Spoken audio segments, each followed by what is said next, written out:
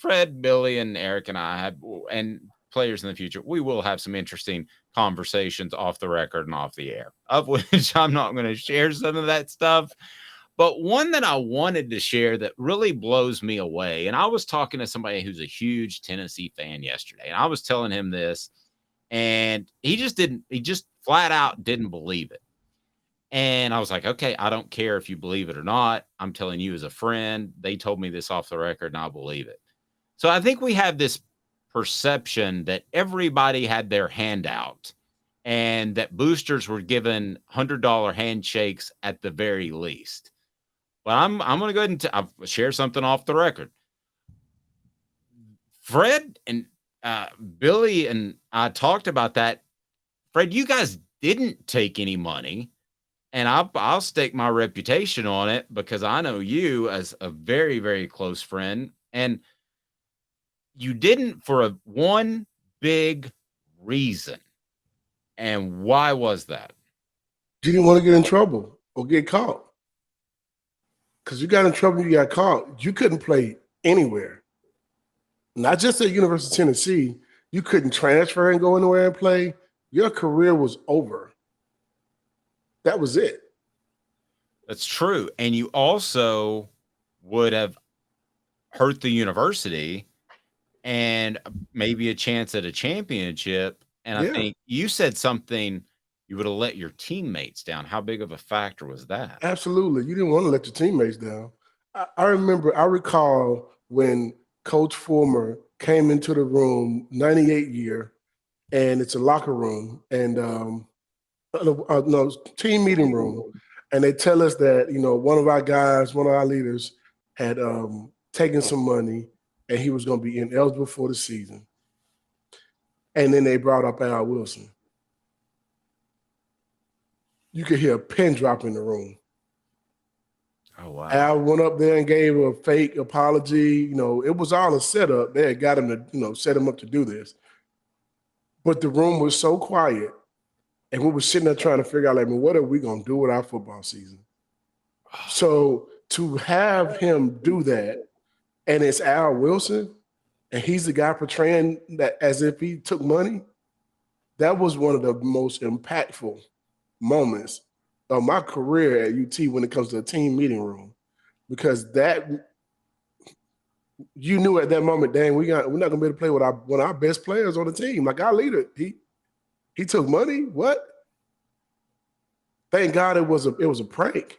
But that was the message. That message hit home for everybody because it made you realize, whoa, wait a minute.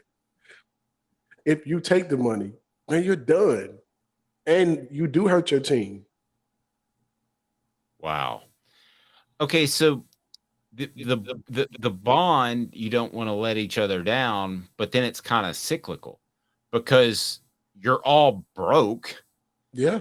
You were telling me about cookouts that people would throw in $20 if they had $10, $5 if they had $5, or $0 if they had $0. And I think it was Tyson Park.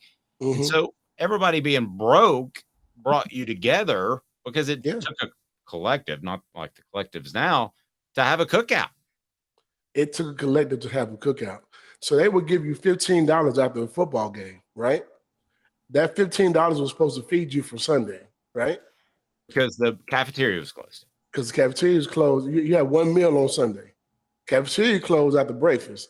If you don't make it to breakfast, you're pretty much, that's it, And after breakfast, you don't have anything else outside of that's open. You have to feed yourself. That was the rules back then. And think about something. You get $15.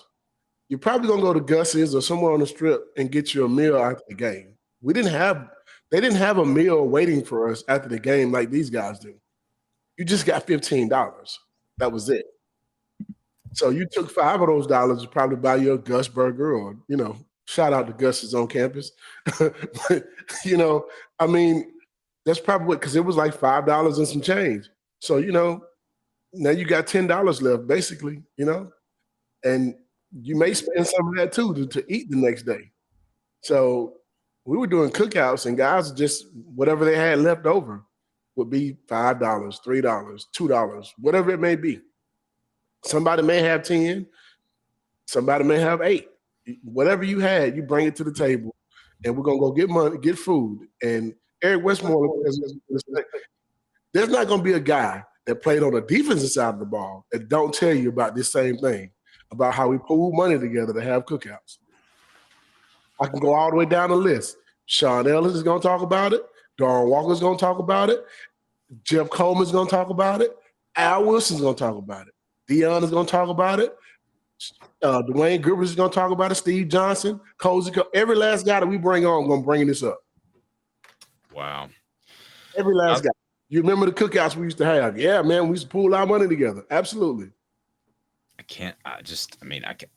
And you guys are doing monumental things, and I just can't imagine if sending my son off, which was the age that you guys were, and here he only, especially if I didn't have anything to give him, he's got $15 to get through, basically almost like 36 hours to eat, and it just, that to me really stood out. Caleb, jump in here. Portions of the program brought to you by City Heating and Air Conditioning, cityheatandair.com. Integrity matters.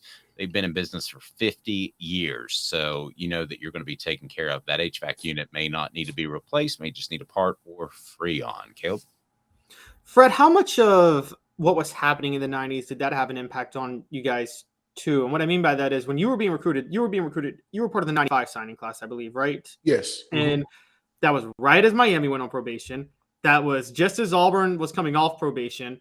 Alabama had the Antonio Langham scandal, which had them on probation, that they had to forfeit all their games. How much of that weighed on you? Like, oh, this is really serious. Because that seemed like you hate to say this, but the golden age of the NCAA bringing the hammer down on teams. Yeah. Hey, we got to keep in mind the team that I committed to was Miami, and they went on probation. Alabama was a school I wasn't going to go to because they tried to lie about them being able to go, getting ready to go on probation. And then Ole Miss, it just came off probation. And you know what I mean? So, like, that's why you don't take money. Like, man, I can't take no money because you don't want to be the guy that got your team in trouble. Because the guy's going to look at you different afterwards. You have let them down. That's not, you just didn't want to be the guy. Now, did somebody take some money? If they did, I didn't know about it. That bond that just kept that's the theme of the series, is that bond that just kind of keeps cycling to make good things happen and to save lives, basically. So I'd encourage people to check it out.